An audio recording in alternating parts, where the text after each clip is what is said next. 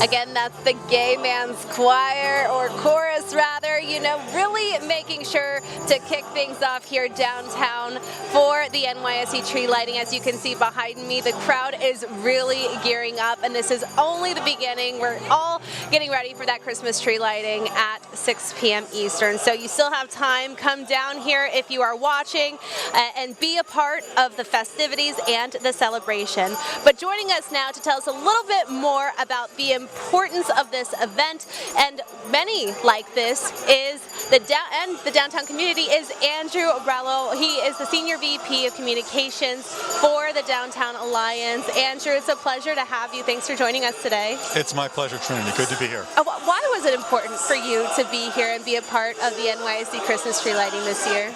NYSE is at the crossroads of downtown. Wall and Broad is a historic address. The NYSE is a pillar of this entire community, and this event, over 100 years now, is an extraordinary, happy occasion that really kicks off the feeling of the holidays throughout Lower Manhattan. Talk to me more about the work that you do and your organization in really bringing the community together, and some of your key projects currently that you're working on. We like to think of ourselves as a steward of this community. We're the business improvement district for Lower Manhattan, and in addition to economic development research, transportation services, homeless outreach, public safety assistance, sanitation work, we keep the neighborhoods safe and clean, and we provide programming. We try to keep the place an ideal place to live, work, and play. We do tourism outreach. We have for a small organization, we pack a big punch. We do a lot of things to help celebrate this community. And what's most exciting, Trinity, is this is a community that is growing in so many ways. And it's not your grandfather's Lower Manhattan. No. It's just really transformed over the last generation. And one of the great constants has been this event, and has been the stock exchange. And it's going to continue to transform over time, and of course we'll be covering it all here. But from your vantage point as the Senior VP of Communications for Downtown Alliance, talk to me about how you go about approaching that and personalizing that community engagement, fostering those relationships to where you sustain these very important engagements that you have through the years. It's important to think about everybody as stakeholders, from tenants to property owners to small businesses. We have a campaign on throughout Lower Manhattan right now about how small businesses run big cities. We reach out to residents, we reach out to everybody who has an investment. That includes the institutions like the brand new Performing Arts Center.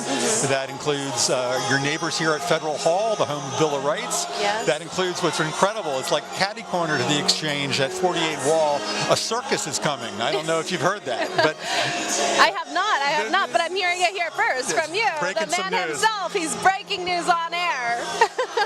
So everybody has a seat at the table, Yes. and we have a lot of staff that work very hard every day to build those relationships, to make them personal, to know that we're extolling the virtues of downtown, extolling people's business, making this an exciting place to come and live and work and play.